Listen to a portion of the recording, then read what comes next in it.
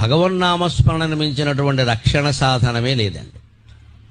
నిరంతరం మనస్సులో నమశివాయ నమశివాయ నమశివాయ అనే పంచాక్షర మంత్రం నడుస్తూ ఉండాలి. దీనికి ఎవరో గురువు గారు ఉపదేశం చేయాలి, చంద్రగ్రహణం రావాలి, సూర్యగ్రహణం రావాలి, ఈ చేదస్తాలన్నీ పక్కనట్టండి. మనస్సును మించినటువంటి తీర్థం లేదు, శరీరాన్ని మించినటువంటి క్షేత్రం లేదు, అంతరాత్మను మించినటువంటి గురువు లేడు, జీవితాన్ని మించిన గ్రంథం లేదు. అందరికీ ఇదే ఉపదేశం అనుకోండి. హాయిగా నమశివాయ నమశివాయ నమశివాయ.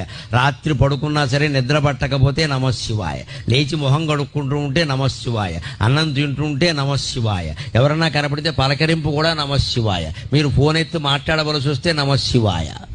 ఇంత ఇదిగా భగవన్నామాన్ని మనం సొంతం చేసుకుంటే అన్ని రకాల పాపాలు కాదు, సకల కర్మలు నశించిపోతాయి. అన్ని కర్మఫలాలు పోయి జ్ఞానం పొంది మోక్షం పొందుతాం. ఎప్పుడూ ఆనందంగా ఉంటాం. భగవన్నామ స్మరణ అంత గొప్పది. అలా